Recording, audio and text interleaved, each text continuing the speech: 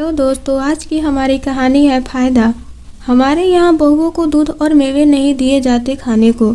जो हम खाते हैं वही तुम्हें भी खाना होगा बहू। सासू माँ कांता जी ने बहू रेनू से कहा।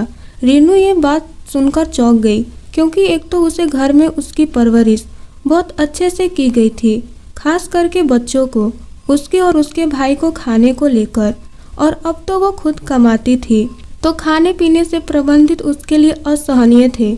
रेनू ने अपने पति प्रभात को सासू माँ वाली पूरी बात बताई। प्रभात ने भी अपनी मम्मी का समर्थन करते हुए कहा, हाँ यार, दूध तो बच्चे ही पीते हैं, अब बदल लो अपनी खान पान की आदतें, हर्जी क्या है इसमें। रेनू समझ गई इस बात पे बहस करने का कोई फायदा नहीं। उसने सासू माँ के हिसाब से थोड़ा खान पान बदल लिया, लेकिन दिन भर ऑफिस का काम और कम पौष्टिक खाने की वजह से रेनू जल्दी जल्दी बीमार होने लगी थी। अब सासू माँ को एक नया ताना देने के लिए मिल गया था, बीमारी रहती है हमारी बहू, पता नहीं कैसी लड़की मिल गई मेरे बेटे को। रेनू को बीमारी से ज़्यादा अब तानों से तकलीफ होने लगी थी। वो चिड़चिड़ी रहने लगी थी, बार बार पति प्रभात से उसकी बहस हो जाती थी। यहाँ ससुराल में सब लोग को लगता है या तो उसका बार बार बीमार होना एक ड्रामा है, जिससे उसे घर के कामों से छुट्टी मिल जाए। जब किसी का मन परेशान हो तो उसको कुछ अच्छा नहीं लगता। कहते हैं ना, हर बीमारी का इलाज दवा नहीं होती है। इसी दशा को आज के समय में डिप्रेशन कहते हैं। रेनू भी शायद डिप्रेशन में जाने लगी थी। रेनू ने अपनी दीदी से इस बारे में बात की, उन्हें बताया कैसे उसे उसके ससुराल में छोटी छोटी बातों के लिए टोका जाता है। ये सब बातें उसे तनाव देती हैं, जिससे उसकी सेहत भी खराब हो रही है। और सबसे बड़ी बात, उसके पति और सासू माँ को उसकी बीमारी एक ड्रामा ही लगती है।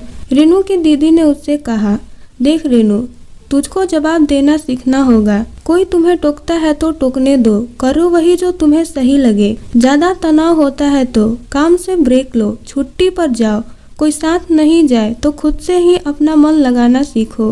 दीदी की बात सुनकर रेनू का आत्मविश्वास बढ़ा। उसने अगले दिन दूध वाले से कहा, भैया कल से आधा किलो एक्स्ट्रा दूध दे दीजिएगा। रेनू ने अपने लिए मार्केट से हेल्दी स्नैक्स जैसे ड्राई फ्रूट्स लिए और सब सामान लेकर आई।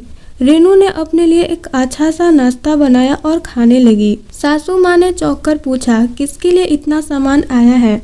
मैंने बताया था ना हमारे यहाँ बहुएं। माँ जी, आपके घर में कभी किसी बहू ने नौकरी भी नहीं की ना? मैं कमाती हूँ तो अपना ख्याल कैसे रखना है मुझसे बेहतर कौन जान सकता है। एक कड़क सुनकर सासू माँ सोचने लगी कि अब क्या जवाब दूं। खैर, उन्होंने वहां से जाना ही सही समझा। धीरे धीरे रेनू ने अपने लिए बोलना शुरू किया और देखते देखते उसकी मानसिक और शारीरिक स्थिति में सुधार आने लगी। आशा करती हूँ आपको ये कहानी पसंद आई होगी। धन्यवाद दोस्तों।